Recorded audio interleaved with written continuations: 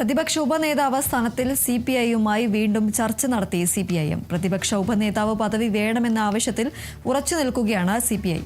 ഇടതുമുന്നണി യോഗം ഉടൻ ചേരും. തീരുമാനം നാളെ ചേരുന്ന സംസ്ഥാന സെക്രട്ടേറിയറ്റ് യോഗത്തിലെടുക്കും.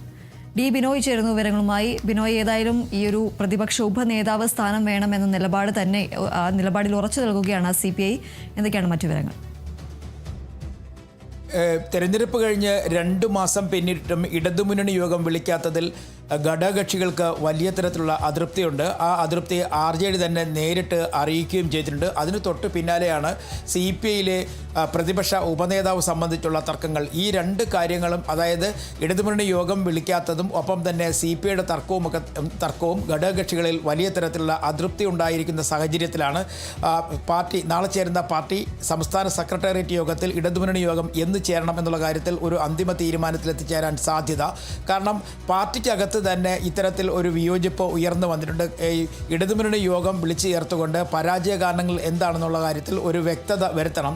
പാർട്ടി തലത്തിലുള്ള പരിശോധനകൾ പൂർത്തിയായി കഴിഞ്ഞിരിക്കുന്നു. CPIM അവരുടെ തോൽവിയുടെ കാര്യങ്ങൾ പാർട്ടിയുടെ വിവിധ കേന്ദ്രങ്ങൾ കേന്ദ്രീകരിച്ചുള്ള പരിശോധന നടത്തി അതുമായി ബന്ധപ്പെട്ട ചർച്ചകളും അവസാനിച്ചു കഴിഞ്ഞിരിക്കുന്നു. എന്നാൽ മൊത്തത്തിൽ ഒരു വിലയിരുത്തൽ പരാജയത്തിൻ്റെ കാര്യത്തിൽ ഇതുവരെയായും ഇടതുമുന്നണി നടത്തിയിട്ടില്ല. അതാണ് ഇപ്പോൾ ചർച്ചയായി മാറിക്കൊണ്ടിരിക്കുന്നത്. കാരണം ഘടകകക്ഷികൾ പലർക്കും വലിയ പരാജയം ഏറ്റുവാങ്ങേണ്ടി വന്നു. പ്രത്യേകിച്ചും കേരള കോൺഗ്രസ് M മത്സരിച്ച എല്ലാ സ്ഥലങ്ങളിലും പരാജയപ്പെട്ടു. NCPക്ക് അത്തരത്തിൽ പരാജയം നേരിടേണ്ടി വന്നു. ഇത്തരത്തിൽ ഘടകകക്ഷികൾക്ക് വലിയ പരാജയം ഏറ്റുവാങ്ങാൻ ഇടയായ സാഹചര്യമൊക്കെ ചർച്ച ചെയ്യേണ്ട സമയം അതിക്രമിച്ചിരിക്കുന്നു എന്നുള്ളതാണ് ഘടകകക്ഷി നേതാക്കൾ തന്നെ പറയുന്നത്. അതുകൊണ്ട് തന്നെ വളരെ വേഗത്തിൽ ഇടതുമുന്നണി യോഗം വിളിക്കണം, പ്രശ്നങ്ങൾ ചർച്ച ചെയ്യണം എന്ന ആവശ്യം RJD നേതാക്കൾ തന്നെ നേരിട്ട് അറിയിച്ചിട്ടുണ്ട്. ഇതിൻ്റെ അടിസ്ഥാനത്തിലാണ് ഉടൻ തന്നെ ഇടതുമുന്നണി യോഗം ചേരുന്നതിനെക്കുറിച്ച് ഇപ്പോൾ CPIM ആലോചന തുടങ്ങിയിരിക്കുന്നത്.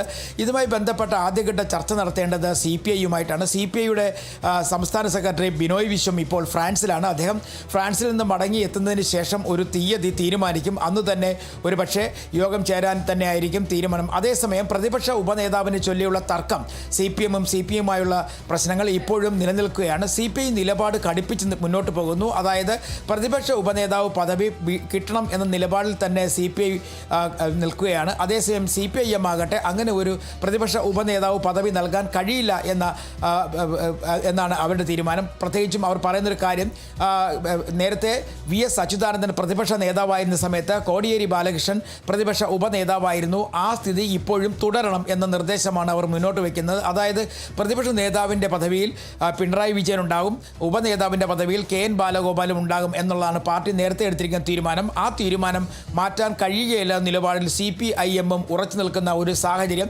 അതുകൊണ്ട് തന്നെ ഇത് ഒരു ഉഭയകക്ഷി ചർച്ചയിലേക്ക് കാര്യങ്ങൾ എത്തിച്ചേരേണ്ടി വരും. അങ്ങനെയാണെന്നുണ്ടെങ്കിൽ CPI എന്ത് നിലപാട് സ്വീകരിക്കും എന്നുള്ളതാണ് ഇപ്പോഴത്തെ ഒരു പ്രധാന പ്രശ്നം. കാരണം പാർട്ടി പറഞ്ഞ നിലയ്ക്ക് അല്ലെങ്കിൽ CPI എന്താണോ നേരത്തെ പറഞ്ഞിരുന്നത് അത്തരത്തിൽ നീങ്ങാൻ CPIM തയ്യാറായില്ല. അതാണ് ഈ കരുത്ത പരാജയത്തിന് കാരണമെന്നാണ് CPI നേതാക്കൾ തന്നെ പറയുന്നത്. CPIM സ്വയം തീരുമാനങ്ങളെടുത്ത് മുന്നോട്ട് പോയി അത് പരാജയത്തിന് വഴിവെച്ചു. പക്ഷേ അത്തരത്തിൽ ഒരു വിഴുപ്പലക്കിന് ഇനിയിപ്പോൾ CPI തയ്യാറാകുന്നില്ല. പകരം എല്ലാവരും യോജിച്ച് നിന്നുകൊണ്ട് ശക്തമായ ഒരു പ്രതിപക്ഷമായി മുന്നോട്ട് പോവുക, അടുത്ത 5 വർഷത്തിന് ശേഷം ഭരണം തിരിച്ചു പിടിക്കുക, ഇതാണ് ലക്ഷ്യമിടുന്നതെന്ന് CPI നേതാക്കൾ പറയുന്നുണ്ടെങ്കിൽ തന്നെയും ഈ പ്രതിപക്ഷ ഉപനേതാവ് എന്ന് പറയുന്ന വിഷയം വലിയ ചർച്ചയായി തന്നെ മുന്നോട്ട് കൊണ്ടുപോകാനാണ് CPI ഉദ്ദേശിക്കുന്നത്. കാരണം പ്രതിപക്ഷ ഉപനേതാവ് പദവി വേണം എന്ന നിലപാടിൽ നിന്നും CPI പിന്നോട്ട് പോകാൻ തയ്യാറാകുന്നതുമില്ല. ആ സാഹചര്യം ഇപ്പോൾ നിലനിൽക്കുന്നുണ്ട്. ഇതെല്ലാം കണക്കിലെടുത്തുകൊണ്ടാണ് ഇടതുമുന്നണി യോഗം വളരെ വേഗം തന്നെ വിളിക്കണമെന്ന ആവശ്യം ഘടകകക്ഷികൾ ഉന്നയിച്ചത്. എന്തായാലും നാളെ ചേരുന്ന പാർട്ടി സംസ്ഥാന സെക്രട്ടേറിയറ്റ് യോഗം ഇതിനൊരു തീരുമാനം ഉണ്ടാക്കും എന്ന് പ്രതീക്ഷിക്കുന്നുണ്ട്. അല്ലാത്ത പക്ഷം നേരത്തെ നിയമസഭയിലൊക്കെ തന്നെ CPM-ഉം CPI-യും ചില തീരുമാനം എടുക്കുന്ന കാര്യത്തിലൊക്കെ തന്നെ അങ്ങോട്ടും ഇങ്ങോട്ടും ചില വിയോജിപ്പിൻ്റെ സ്വരം ഉയർന്നു വന്നിരുന്നു. പ്രത്യേകിച്ചും അടിയന്തര പ്രമേയങ്ങൾ ഉന്നയിക്കുന്ന കാര്യത്തിൽ തന്നെ ചില പ്രശ്നങ്ങൾ ഉണ്ടായിരുന്നു. അങ്ങനെ വരുമ്പോൾ ഇതുമായി ബന്ധപ്പെട്ട ചർച്ചകളിലൊക്കെ നിയമസഭയിൽ ഒരു പൊരുത്തക്കേട് പല സ്ഥലങ്ങളിലും കാണപ്പെട്ടിരുന്നു. ഇതൊക്കെ ഒഴിവാക്കണം എന്നുണ്ടെങ്കിൽ ഇടതുമുന്നണിയിൽ ഒറ്റക്കെട്ടായ ഒരു നീക്കം അനിവാര്യമാണ്. അതുകൊണ്ട് തന്നെ ഇടതുമുന്നണിയിലെ ഘടകകക്ഷികളെല്ലാം ഒരുമിച്ച് ചേരുന്നതിൻ്റെ ഭാഗമായി തന്നെ ഉടൻ തന്നെ ഒരു ഇടതുമുന്നണി യോഗം വിളിക്കണം എന്നുള്ളതാണ് പാർട്ടിയുടെ പ്രമുഖ പാർട്ടി നേതാക്കന്മാരെല്ലാം തന്നെ പറയുന്നത്. അതുകൂടി കണക്കിലെടുത്ത് തന്നെയാണ് ഇപ്പോൾ നാളെ ചേരുന്ന പാർട്ടി സംസ്ഥാന സെക്രട്ടേറിയറ്റ് യോഗത്തിൽ CPIM ഒരു തീരുമാനത്തിൽ എത്തിച്ചേരുക. എന്തായാലും പ്രതിപക്ഷ ഉപനേതാവിനെ ചൊല്ലിയുള്ള തർക്കം അത് അതേപടി തുടരാനുള്ള സാധ്യത തന്നെയുണ്ട്. CPIM വിട്ടുവീഴ്ചയ്ക്ക് തയ്യാറാകാനുള്ള സാധ്യത ഒട്ടും തന്നെ ഇല്ല. കാരണം അവരെ സംബന്ധിച്ചിടത്തോളം അവർക്ക് ഈ 2 പദവികളും കൈവശം ഉണ്ടാകണം എന്ന താല്പര്യം അവർ നേരത്തെ തന്നെ പ്രകടിപ്പിച്ചു കഴിഞ്ഞിരുന്നു. നേരത്തെ CPIയുടെ സംസ്ഥാന സെക്രട്ടറി ബിനോയ് വിശ്വം AK സെൻറ്ററിലെത്തി ഈ വിഷയത്തിൽ ചർച്ച നടത്തിയെങ്കിൽ തന്നെയും പക്ഷേ അത് അന്ന് അംഗീകരിക്കാൻ തയ്യാറായില്ല.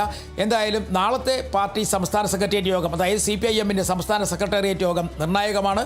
അന്ന് ഒരു പക്ഷേ എന്നായിരിക്കും ഇടതുമുന്നണി യോഗം എന്ന കാര്യത്തിൽ ഒരു തീരുമാനത്തിലേക്ക് എത്തിച്ചേരാനുള്ള സാധ്യതയും നാളെയുണ്ട്.